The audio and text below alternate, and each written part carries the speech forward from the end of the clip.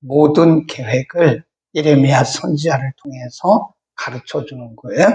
1절에 보면 유다왕 요시야의 아들 여호야김 4년 곧 바벨론왕 느부갓네살 원년에 유다 모든 백성에 관한 말씀이 예레미야에게 임하니라. 거기 보면 유다왕 몇 년, 바벨론왕 몇 년, 이 역사적인 부분을 성경은 꼭 이렇게 기록합니다. 여기뿐만 아니라 하나님의 말씀이 임하실 때는 꼭 누구 몇 년, 누구 원 년, 누가 다스릴 때 몇 년, 누가 다스릴 때 몇 년, 꼭 역사적인 부분을 기록하는 이유는 하나님의 말씀이 아주 요원한 추상이 아니라는 거예요. 하나님의 말씀은 역사적이고 사실적이다. 그러니까 하나님의 말씀을 들을 때 우리가 그냥 요원한 추상적으로 들으면 그 말씀이 능력이 없어요. 그리고 우리에게 와 닿지도 않아요. 나와는 상관이 없는 겁니다. 하나님은 역사 속에 개입하시면서 그 시대마다 합당한 말씀을 합당한 종들을 통해서 주시는 거예요. 근데 그 시대 사람들이 그 말씀을 무시하고 그 말씀을 여벌로 듣고 그 말씀을 안 들으면 그 말씀대로 하나님이 역사하시는 거죠. 은혜를 주시든지 들으면 복을 주시든지 안 들으면 오늘 말씀처럼 하나님의 계획을 예레미야를 통해서 말씀하십니다. 9절 보라 내가 보내어 북방 모든 족속과 거기 줄 보세요. 내 종 바벨론 왕 느부갓네살을 불러다가 이 땅과 그 거민과 사방 모든 나라를 쳐서 진멸하여 그들로 놀램과 치솟거리가 되게 하며 땅으로 영영한 황무지가 되게 할 것이다. 거기 보면요. 바벨론 왕을 보낼 것이다. 그러면서 바벨론 왕 그 앞에 뭐라고 그랬냐면 내 종 그랬어요. 사실 바벨론 왕은 하나님을 섬기는 사람이 아닙니다. 하나님을 알지도 못하는 이방 왕이에요. 그런데 하나님이 누구를 보내시냐? 내 종 바벨론 왕을 보내요. 내 백성 유다 백성들을 칠 것이다. 이게 뭘 말씀하냐면 하나님은 누구나 쓰세요. 필요하시면 누구나 핀셋으로 뽑듯이 다 뽑아다 쓰십니다. 그러니까 믿음 있는 우리만 하나님의 일꾼이 아니고 믿음 없는 불신자를 또 하나님이 필요하실 때는 그들을 쓰세요. 그러나 구원은 달라요. 우리는 구원받고 쓰임받는 사람들이고 이 사람들은 구원과 상관없이 하나님의 도구로 쓰임받는 거다. 네. 하나님이 바벨론 왕을 통해서 그들을 치시겠다. 10절에 내가 그들 중에서 기뻐하는 소리와 즐거워하는 소리와 신랑의 소리와 신부의 소리와 맷돌 소리와 등불빛이 끊쳐지게 할 것이다. 10절에다 이렇게 줄거놓고요. 일상입니다. 일상을 무너뜨리겠다. 그래요. 우리 전에도 한번 말씀드렸는데 우리는 일상이 하나님의 축복인 것을 잘 이해를 못합니다. 일상이 축복이에요. 하루하루 우리가 그냥 가볍게 여기고 대수롭지 않게 여기는 그것이 얼마나 큰 축복인지 모릅니다. 오늘 아침 여러분이 잠에서 깼는데 갑자기 눈이 안 보여 보세요. 일상이 깨진 거예요. 어느 날 갑자기 귀가 안 들려요. 일상이 깨진 겁니다. 입맛이 없어서 밥을 못 먹겠어요. 일상이 깨진 거예요. 물을 한 잔을 못 마시겠어요. 일상이 깨진 거예요.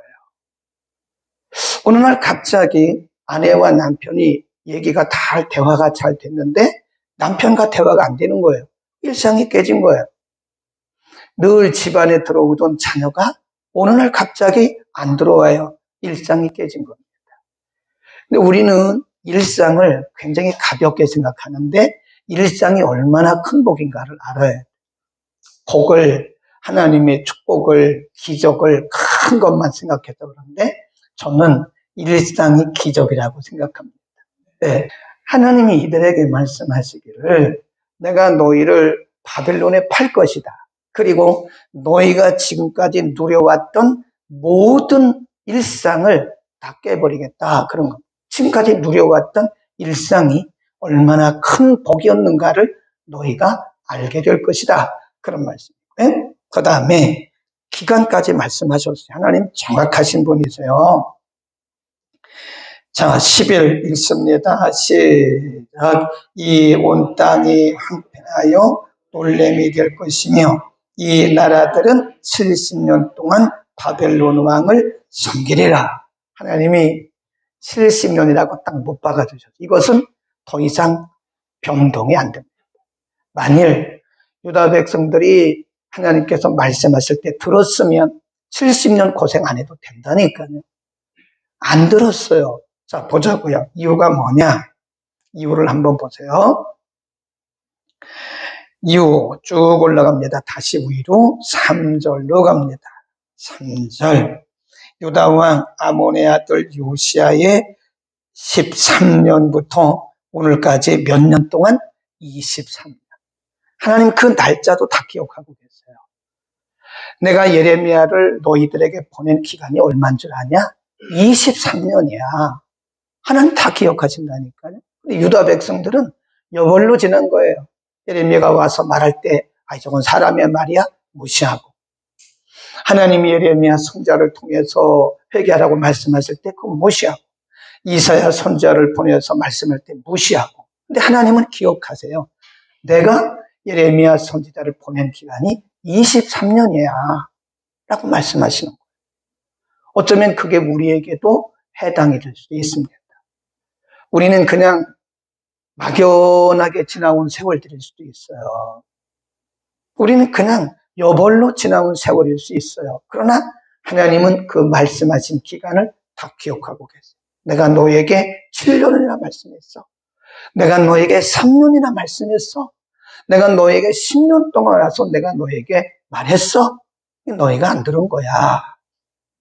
반드시 기억해야 돼요. 우리는 그냥 여벌로 지나가고 무시하지만 하나님은 다 기억하십니다. 예레미야를 내가 23년 동안 보냈단다.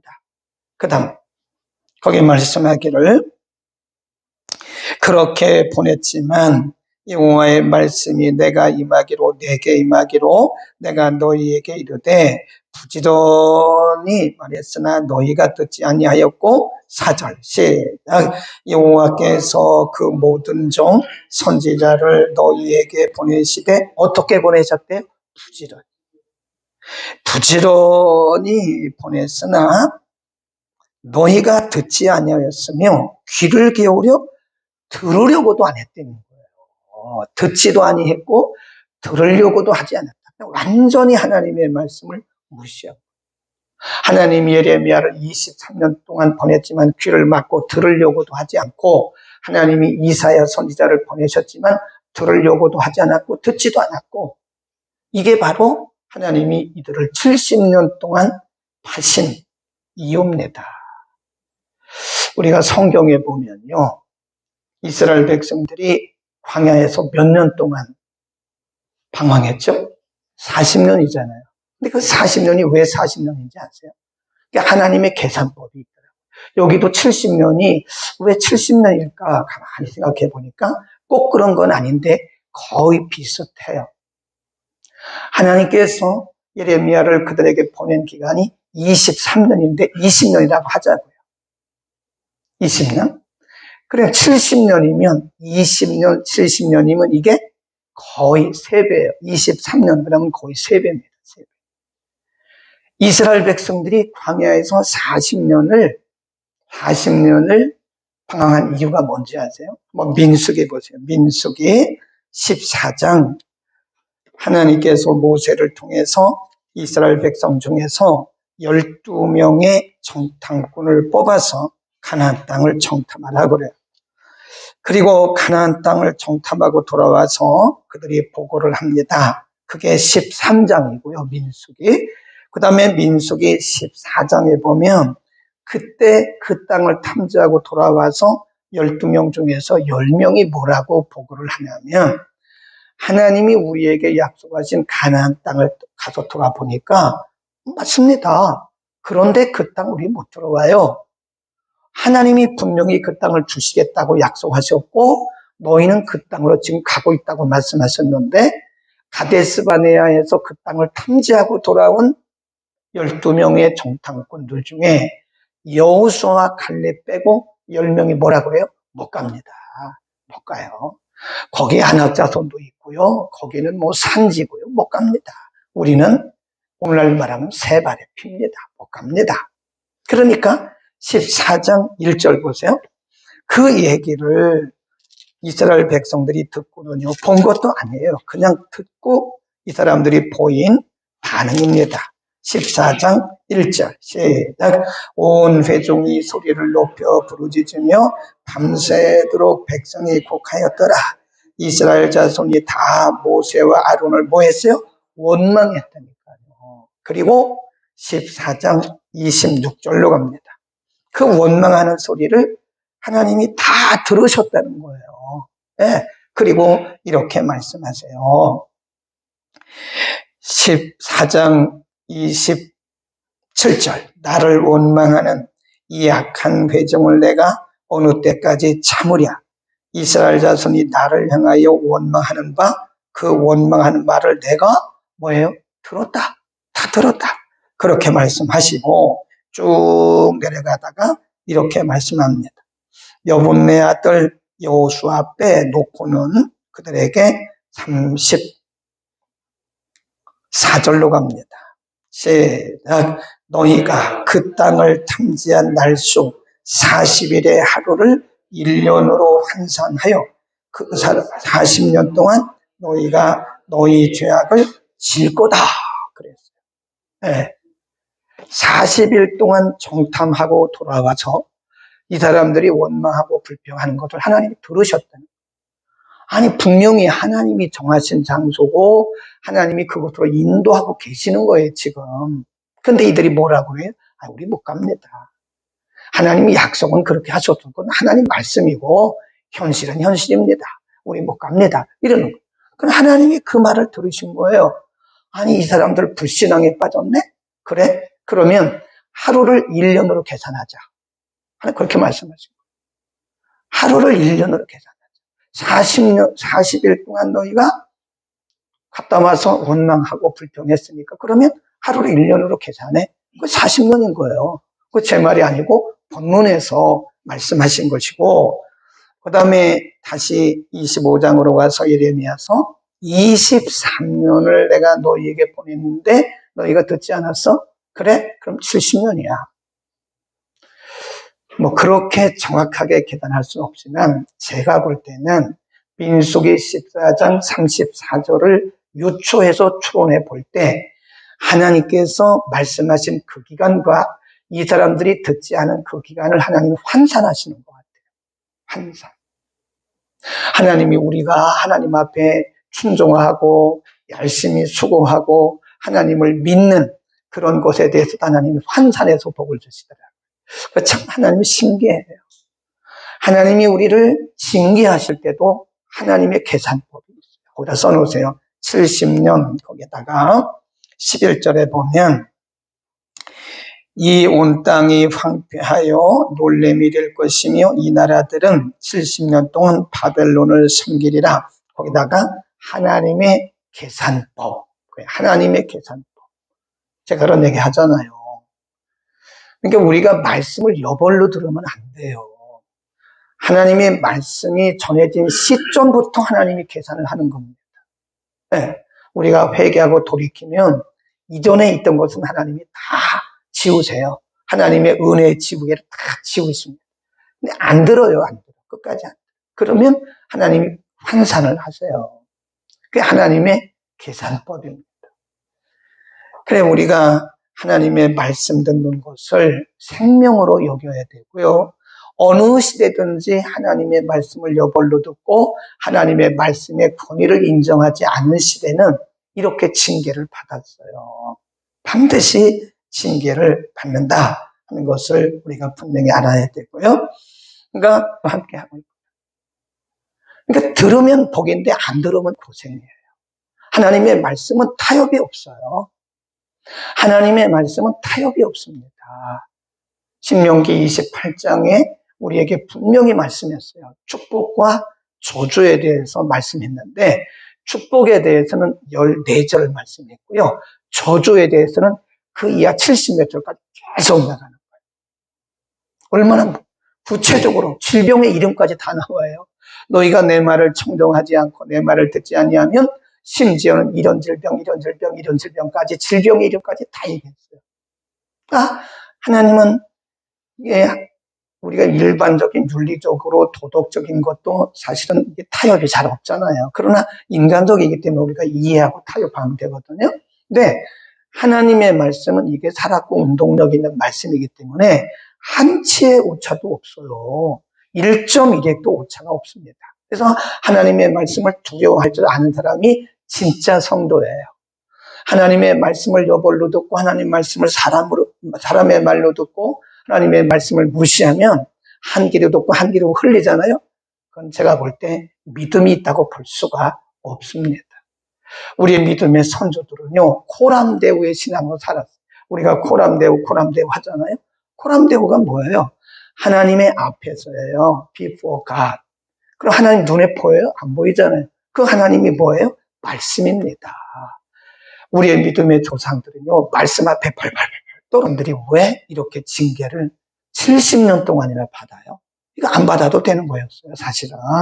왜 그랬어요? 분명히 말씀했잖아요. 거기 3, 4, 5, 6, 7, 8절에서 너희가 내 말을 듣지 않았어? 내가 너희에게 예레미야를 23년 동안 보냈어? 그리고 이사야는요, 그 40년 동안 예언했습니다. 안 들었다는 거예요. 내가 이렇게 기간 동안 너희에게 와서 말했지만 너희가 안 들었잖아. 부지런히 내 종들을 보냈지만 너희가 거부했잖아. 그 말씀이에요.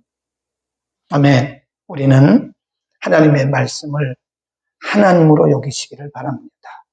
그게 코람데오에 말만 코람데오 하지 말고 그냥 흘러가는 말로 그냥 코람데오 하지 말고 하나님의 권위 앞에 하나님의 말씀의 권위 앞에 우리는 항복해야 되고 하나님의 말씀의 권위 앞에 떨 수 있어야 돼요.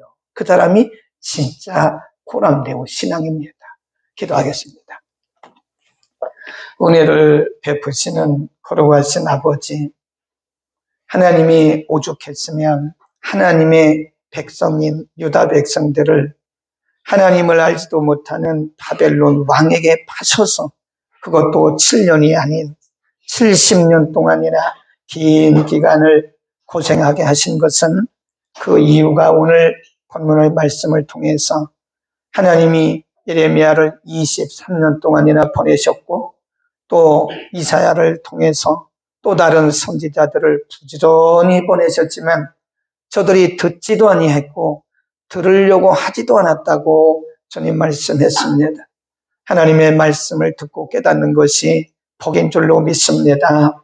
하나님의 면전 앞에서 하나님의 권위를 인정하고 말씀의 권위를 인정하고 하나님 말씀 앞에 무릎 꿇고 하나님의 말씀 앞에 항복할 수 있는 아름다운 믿음 우리에게 허락하여 주옵소서.